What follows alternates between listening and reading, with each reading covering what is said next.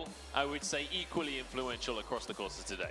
Yeah, and Glaive pick is really good because Immortals shown that they can play Glaive really well, and also Hammers have shown that they're really, like Afro's Glaive is actually really solid with the afterburns that he's able to help set starting up for. So Crow is picked here, and then now they have to decide to ban between Grace, Cath, or Baptiste. So it looks like they're going to take away that Grace. And Hammers will probably ban away the Cath and not give like a double stun combo for the side of Immortals here.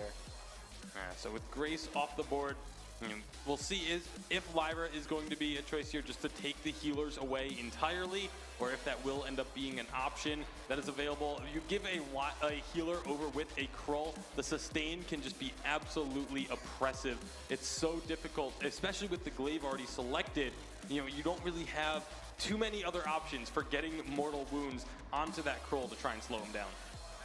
We have already seen Fortress for Mortal Wounds used a couple of times across the course of today. That's something that could come into this series again, but we'll have to see how this draft is going to continue to pan out. Idris is banned instead. So that leaves Lyra and Cath open.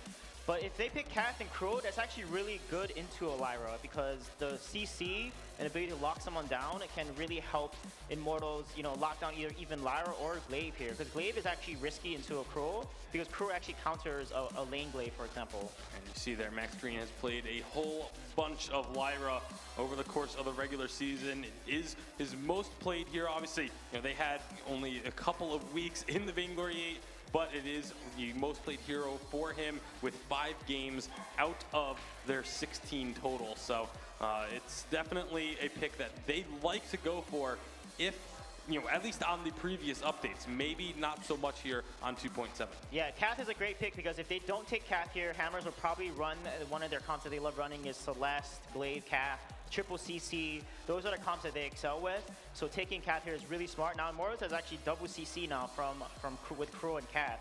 So I think Hammers here will probably opt to take the Celeste, which is super risky because you have Crow and Cath, and they're both really solid into a Celeste.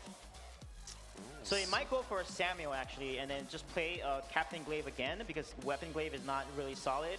And Archaic actually played the Samuel really well, so we'll probably go for a jungle Samuel here and get Frostburn so that he can minimize. Ringo is going to be picked up here. Now this is a interesting. CP Ringo potentially. I was going to say because we've seen Starting play that Weapon Power Ringo and 1v3 with it. That's definitely something that could be on the cards. But CP Ringo has been creeping into the meta recently. Yeah, it's definitely something that they're going to have to keep in mind for Immortals when they make their last selection. We'll get a better idea based on what this last pick is. Actually, maybe we won't because we don't get it's a Sky.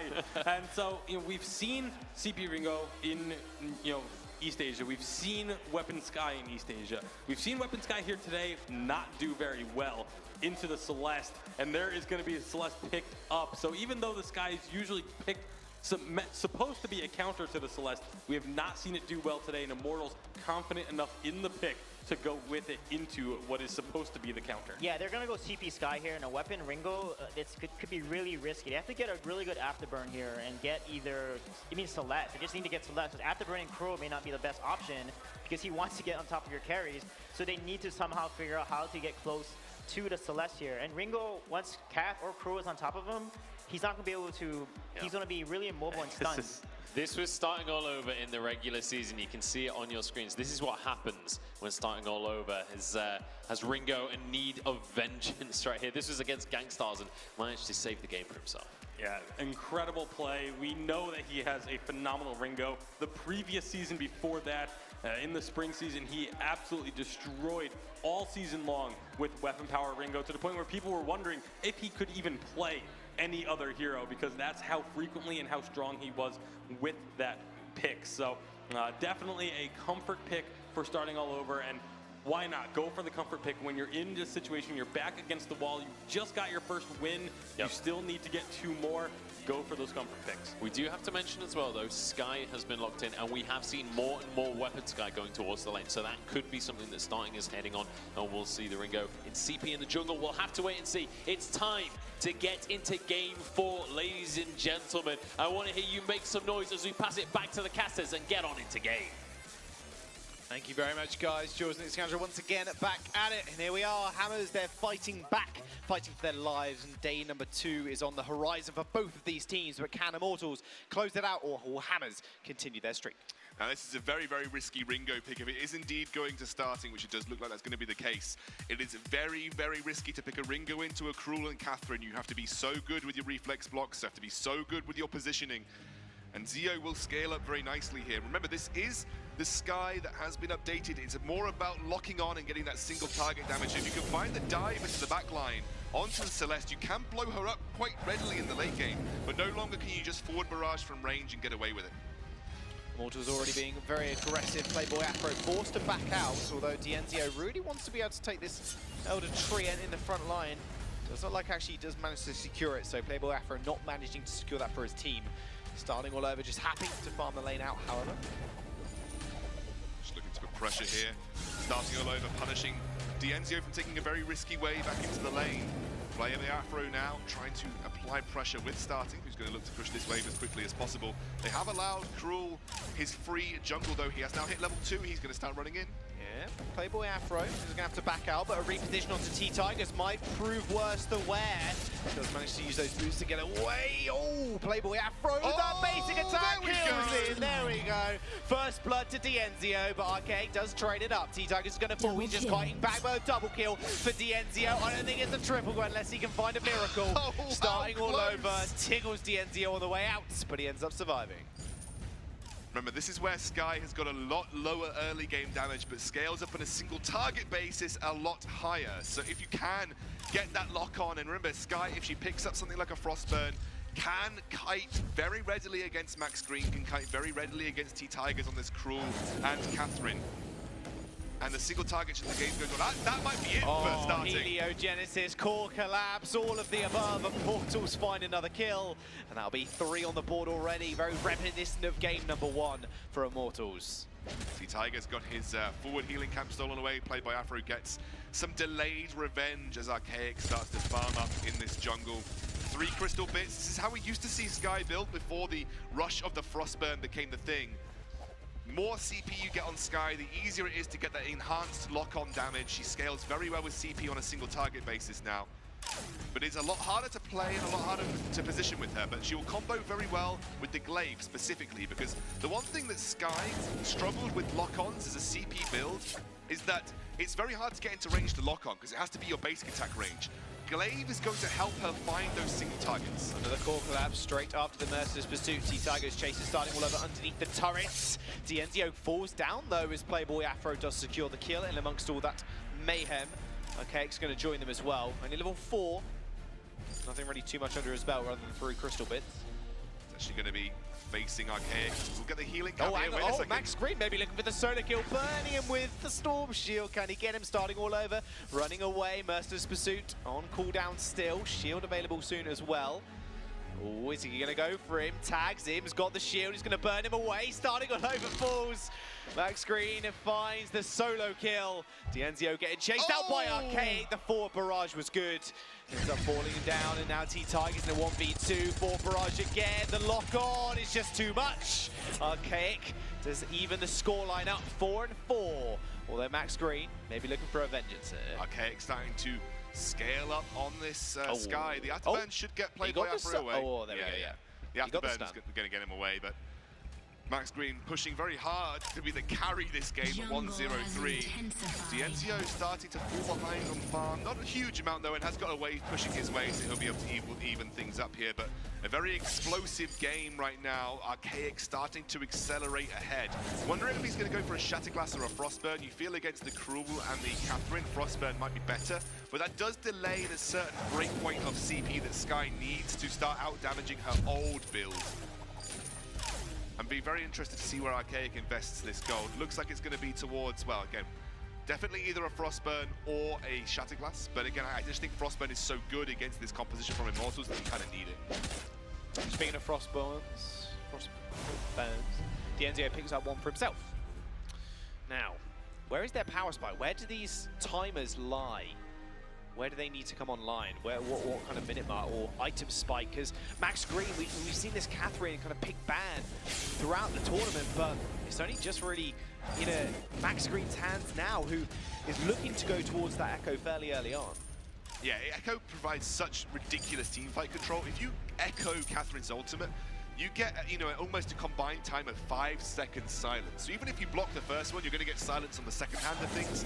And silencing up someone like a Skye, who relies on her Suri Strike and her forward barrage for mobility and damage, it's pretty important for the likes of Cruel and Catherine, who can then look to lock down on a stun. Starting all over here. Speaking of locking down, very fast fingers on the reflex block.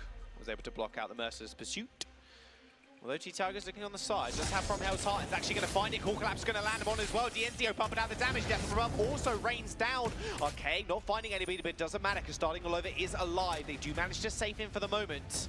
Now Immortals, they need to maybe find this re-engage. There's blinking health bars, but Starting All Over is going to get a free base.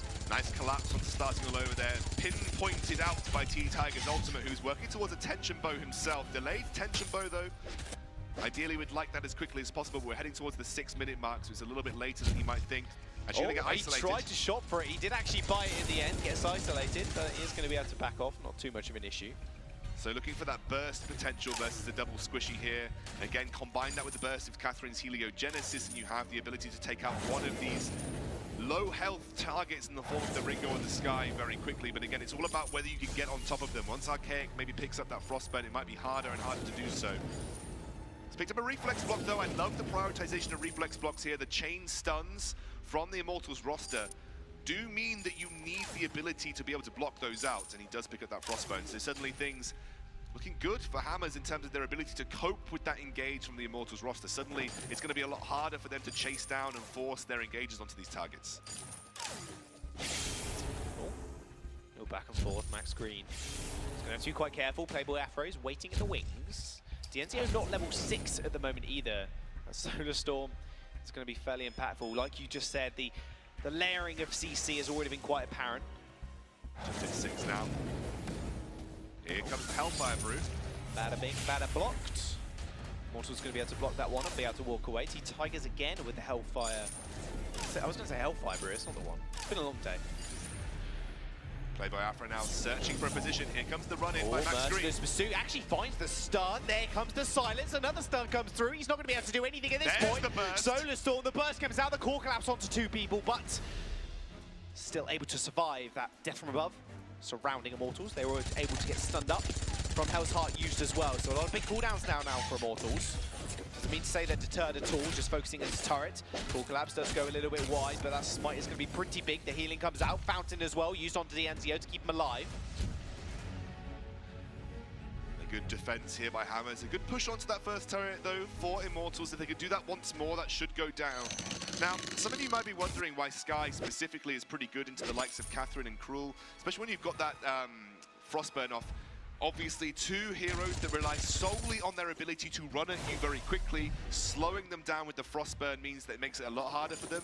It means they can't find those opportunities to engage. But more specifically, when looking at actual damage output, Storm Shield is one of Catherine's main defensive abilities. It blocks damage greater than 10% of her current her max HP. Skye's individual ticks of her forward barrage are always lower than that threshold, so you can get the full damage without reflecting damage from Catherine's Storm Shield when using Skye's forward barrage on Catherine. So it means that Catherine isn't quite as tanky as she usually is in that front line because she's not blocking that main form of damage output from the Skye. Now the siege from Hammers really working out well. Whoa, Playboy Afro dashes in. Gets the afterburn onto Max Green. T-Tigers now hunting it down. From Hell's Heart's going to get blocked. Beautiful use of the Crucible there coming through from Playboy Afro. Right on point. Oh, Max Green. Starting actually used his reflex block as well, so that's a big move for him because now he has no way to stop the Blast Tremor used to try and stop the back there of Starting All Over. He does manage to get away, however. Echo being second item for Max Green, still got that available. So, well, the Blast Tremor, that is. So one thing that Archaic does have here is the pure mobility that Skye has, her locked-on movement speed and her Suri Strike. It's going to make it very difficult for Dienzio to find the correct positioning for the Heliogenesis. Someone as mobile as Skye means that she's able to negotiate her way around those supernovas. A good push here onto the first turret here. Big cooldowns aren't still available. Death and Rub does come through. Max Green actually just in the front line. Barströmer isn't going to actually connect to the ground. Core Collapse misses as well. Starting all over in the front line, however, does have to end up backing off. T-Tiger's doing a little bit too much damage. Hellfire Brew isn't going to get blocked. Dienzio just tanks that one up. Has got even Harvest for the regeneration, so it's not too much of an issue. T-Tiger's still chasing though. Has got that turret to back him off to it. Bride doing a lot of damage. Look at that from Hell's Heart. Actually clips him. Heliogenesis, and the last attack will shut down Playboy Afro. Oh, the capitalization by Dienzio was quick, but what a clutch play from T-Tigers to use that on the back out. They're actually going to catch Core starting Collapse. That was wrong place, wrong time. Max Green's there as well. Gets stunned up. Another kill for Dienzio. Now this is looking like game 1 and 2 Dienzio. 6 and 2 on this Kestrel. Look at Dienzio's build path. He's gone for the 3 items, but hasn't gone for a broken myth. He has prioritized a clockwork over that item instead. That's very interesting. That to me says that he knows it is crucial that he's landing core collapses and heliogenesis, especially onto someone as mobile as Sky. So by reducing the cooldown of the heliogenesis, it means you're more likely to place it in an area that Sky is, while her Suri Strike is on cooldown. Loves the ability to be able to spam from range as well. The energy regeneration in this build, as well as the range that he now has at level 8, means he's going to outrange hammers for the most part. That's exactly where they want to keep him, at range. Look at this, it's like a minefield. They have to negotiate so carefully around his heliogenesis. Look at the damage as well coming out. It's untouchable right now for Dienzio. Oh, from Hell's does land. Core Collapse is going to land too, although the Suri Strike back was almost good. He ends up falling anyway. Dienzio just chasing underneath turret. He wants a little bit of starting. The starting's going very low. Uses that reflex block for the shield, but it doesn't matter in the end. Dienzio finds it. Playboy Afro running away. Another heliogenesis will finish him off. Dienzio's on fire. Ace comes through for Immortals, and the base is going to get cracked. Dienzio with this build, able to spam those heliogenesis, and he's showing why he has always been one of the reigning laners in the North American scene. Take a look at this. The minefield gets set up. Dienzio spamming those heliogenesis. Archaic oversteps, doesn't block. Chain CC comes down, and that's good night, Skies. The follow-up is so strong from Immortals. Dienzio with the Frostburn. His basic attacks are going to slow as well, because they do deal crystal damage. And he's able to just chase down the remainder of the Hammers roster. Dienzio looking very strong on this carry. The Night Sky is what they'll be looking at this evening if they do end up falling. That's Hammers, that is. What a catch on starting all over. Still manages to make it out alive. However, there's the Fountain trying to kite back, but Matt Screen's hot on his tail. Dienzio gets stunned up from the death from above. The starting all over still going to go down. T-Tigers finds the kill. He will just duck into that brush, and oh dear, wrong place, wrong time. Archaic can't kite back quick enough. Another kill for Dienzio, and now Immortals clearing up game number 4. You can't out-mobility Celeste if she's spamming a slowing star every 1.5 seconds or so. Absolute crushing power on this Celeste. Now she's got these items behind her. Gonna get the turret. They might sacrifice T-Tigers for it. Yeah, he's quite happy to do so.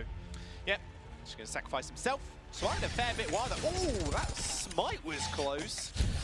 Not quite hitting the mark though, starting over. If he went down there, that would have been a little bit tilting. But regardless of the fact, 4 items now completed for Dienzio. Broken Myth online. This guy's hitting like a metaphorical truck. And you can see the range that Dienzio has had has allowed him to build damage from range. Now that's going to be sort of amplified with the use of this Broken Myth as well. Everything on the... Oh, the Duke. Core Collapse as well is going to find the stun. Look at that damage. Deleted off the face of the fold. Max Green cutting back. There comes the damage again. What is going on? Solar Storm right in the behind of Playboy Afro. Dienzio chasing. Triple kill. Ace. He is unstoppable. 12-2-2. This is the Dienzio we know at Lives. I was almost getting up because the game felt like it was very close to being over there, but they're going to just clear out the Hammers jungle. They're going to head towards the gold miner that is being taken by T-Tigers. Everything now on the Immortals roster is to facilitate Dienzio's ability to carry in these fights. You've got the chain CC coming out from this double echo on the silence. You've also got the ability to lock down the target that T-Tigers has. You also have the War Treads now, gives him the ability to chase down, and What can Hammers do at this point to bring themselves back in? It feels like they have to dive this Celeste somehow, but the range and the control that Immortals are bringing are making it fight very, very hard. From Hell's Heart does end up landing on the rebound, does go straight on top of one. Oh my goodness, what is this damage? Starting all over on the run. Hasn't even picked up his first kill of the game. Nice use of the afterburn to get the distance.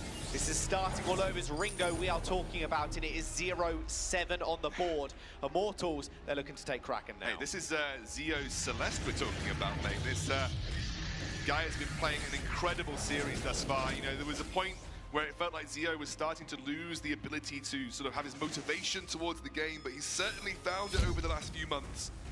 He's come back and has been proving that he's still one of the best laners in North America. Right, here we go. Very low, gonna get the steal possibly. Nope, it's gonna get stolen away by Heliogenesis, or secured I should say. They don't give up their lives, but they give up the Kraken. And now Hammers, they are on the back foot. They need to be able to react now. What can Hammers do though? The only way that they have of pressuring this Immortals composition is that they somehow find an afterburn onto Dienzio, putting him right in that fiery line of Starting All Over. Starting All Over does not have any burst in his kit yet. He's literally on a lucky strike. They need to be able to get him into range of this lock-on for Archaic, and they need to be able to burst Zio. If they don't do that, they're not going to win these fights. But Zio feels almost untouchable because he's so far away positioned and got so much CC to help him kite. They're just going to be looking to run this down and get that win. 50 CS and 13 kills over his counterpart. Hellfire Brew does land, it's going to get blocked. Nice, use the reflex box from Starting All Over to block that from Hell's Heart. Kraken still knocking on the base doors. There comes the core collapse, the blast tremor as well. It's going to follow. They're just buying time now for this Kraken. It's taking a fair bit of damage, but so is that turret. Look at those Heliogenesis rain through Arcade. Fountain use, and now they just want to end. Immortals, they just want to finish this crystal off. This Kraken knocking down. Playboy Afro's going to fall. Triple kill once more for Dienzio, the ace, and we will see you in day 2. A blip in the road for Immortals, but a very convincing series win over